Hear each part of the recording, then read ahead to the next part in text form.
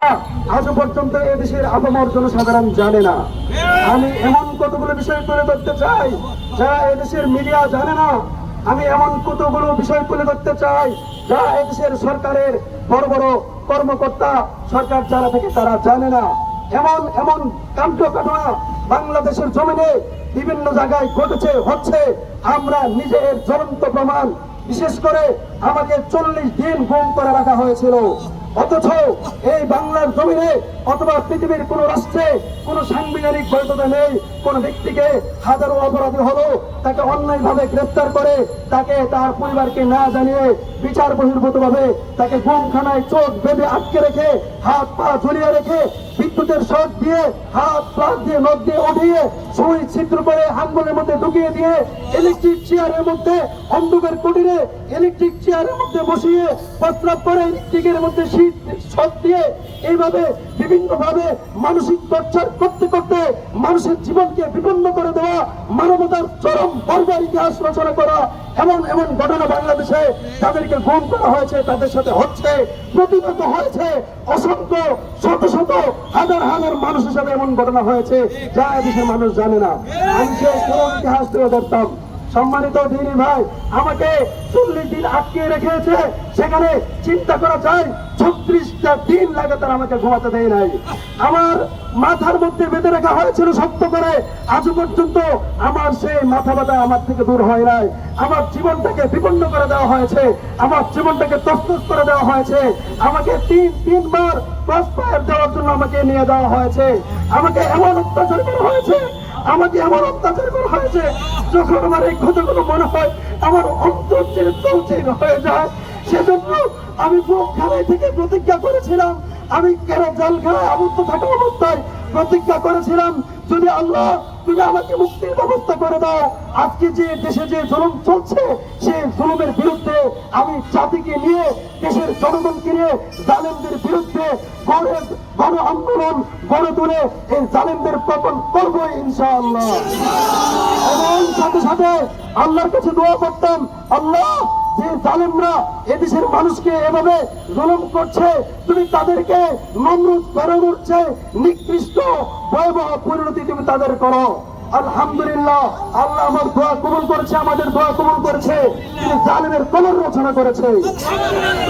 সম্মানিত দিনী ভাই, আমি আজকে আমাদের বৈষম্য বিরোধী কারামুক্তি আন্দোলনের 6 দফা তুলে ধরবো। 6 দফার আগে কারাগারের ভিতরে কি ঘটনা ঘটে 2 মিনিটে অল্প সংক্ষিপ্ত ভাবে সেটা বলে তারপরে আমি আমার 6 দফায় যাচ্ছি।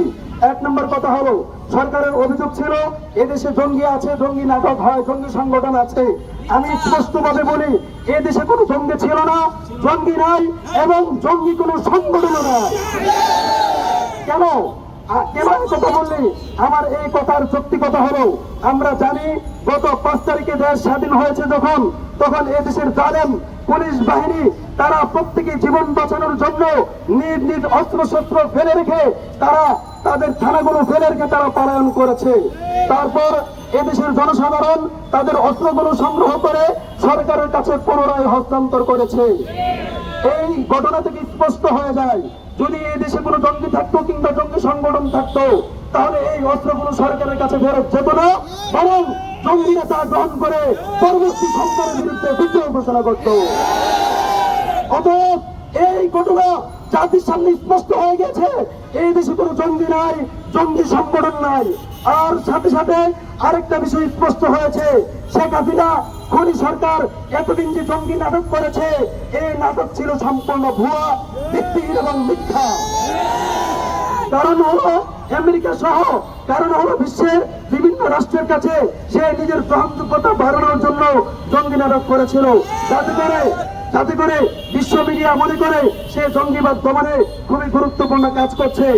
এই কথার ভিত্তিতে এই মানসিকতায় সে নিরহ আলেমদেরকে হত্যা করে, নিরহ আলেমদেরকে গুম করে মিথ্যা মামলা দিয়ে কারাগারে দীর্ঘদিন যাবৎ আবদ্ধ করে রেখেছে।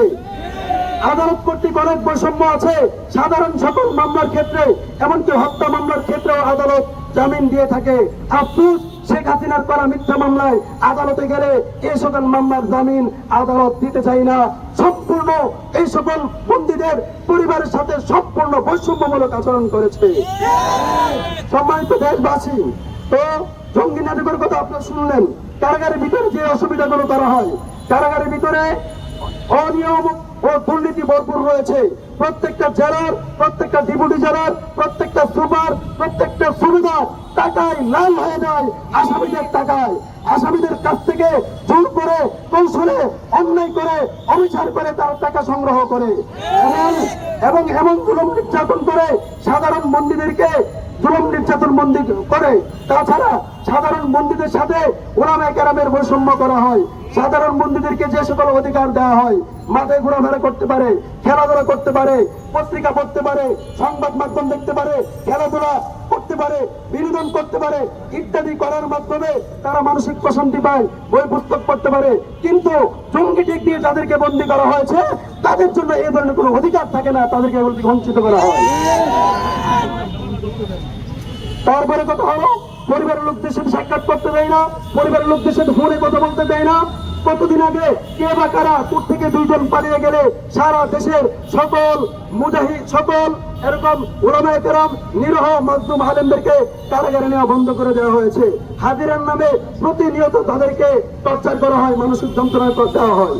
সম্মানিত দেশবাসী, এই পর্যায়ে আমি আপনাদের সামনে আমাদের আহ্বান করা আহত 6 দফা দাবি তুলে ধরছি। 1 নম্বর দফা, আওয়ামী দুঃশাসনে আটককৃত সকল নিরপরাধ মাজলুম কারাবন্দীদেরকে দ্রুত মুক্তি দিতে হবে।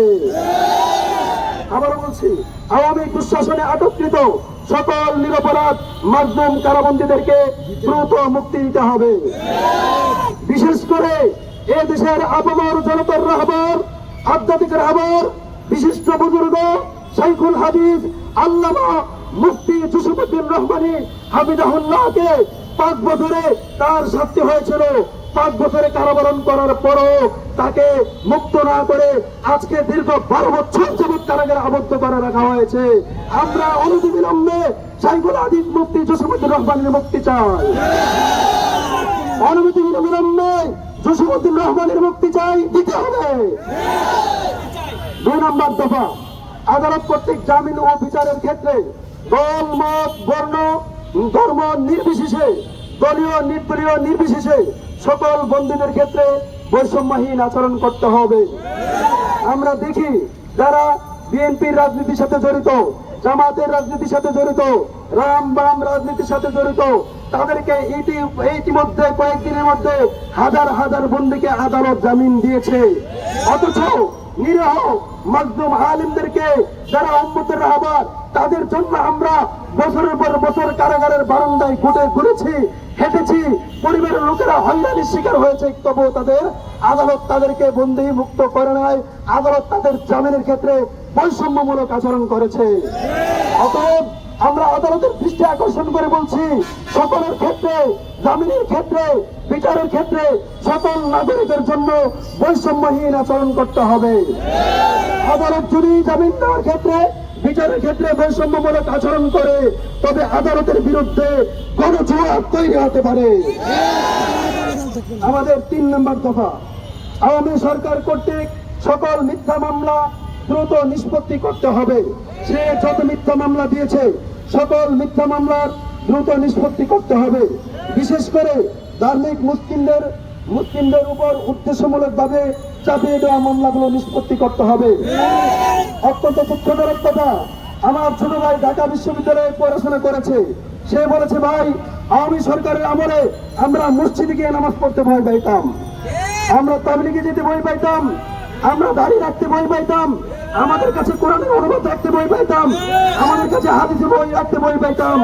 কখন জানি এই হলের মধ্যে আমাকে শিবির ত্যাগ দিয়ে আমার হাত পা ভেঙে চুরমার করে দেওয়া হয়। সেজন্য ইচ্ছা করে আমরা এগুলো খুব চুরি করে লুকোলিকে করতে হয়। তাছাড়া আমরা দেখেছি আমাদের ভাই, আপনার ভাইকে কিভাবে হত্যা করা হয়েছে। তার কোনো অপরাধ ছিল না, সে শুধু নামাজ কালাম পড়ার কারণে তাকে হত্যা করা হয়েছে। আমাদের 4 নম্বর দফা, কারাগারে বন্দী দশায় সকল বন্দীদের জন্য বৈষম্যহীনভাবে মৌলিক অধিকার নিশ্চিত করতে হবে। বন্দিদশায় প্রত্যেক বন্দীকে মাসে অন্তত একবার হলেও তার জীবন সঙ্গিনীর সাথে কমপক্ষে 3 ঘন্টা সময় নিরাপত্তার সাথে একান্ত সময় কাটানোর সুযোগ করে দিতে হবে, যা পৃথিবীর বিভিন্ন রাষ্ট্রে আছে।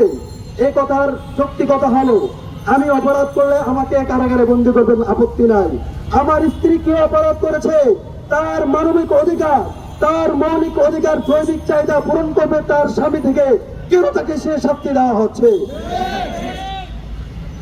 তারপরে কথা হলো আমাদের 5ম দফা, 2013 সালের হেফাজত ও 2024 সালের বৈষম্য বিরোধী ছাত্র জনতার আন্দোলনে যারা নিহত হয়েছেন তাদেরকে রাষ্ট্রীয় স্বীকৃতি ও তাদের পরিবারকে উপযুক্ত ক্ষতিপূরণ দিতে হবে।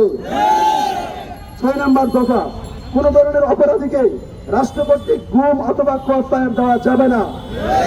বিগত দিনে যারা গুম ও ক্রসফায়ারের সাথে জড়িত ছিল যে সকল অফিসার, তাদেরকে বিচারের আওতায় এনে সর্বোচ্চ শাস্তি কার্যকর করতে হবে। এই ঘটনার সাথে যে সকল মন্ত্রীরা এমপিরা জড়িত তাদেরও বিচারের আওতায় আনতে হবে। তাছাড়া দেশের সকল গুমখানা বা আয়নাঘরগুলো খুঁজে বের করে প্রকাশ্যে ধ্বংস করতে হবে। যাদেরকে গুম করা হয়েছিল তাদেরকে ক্ষতিপূরণের ব্যবস্থা করতে হবে। তাছাড়া হাসিনা পতনের পরের দিন সকালে কাশিমপুর কারাগারে সুব্রত বরা কর্তৃক যে নারকীয় হত্যাকাণ্ড চালানো হয়েছে সেজন্য তাকে সর্বোচ্চ শাস্তি দিতে হবে এবং নিহতদেরকে ক্ষতিপূরণ দিতে হবে।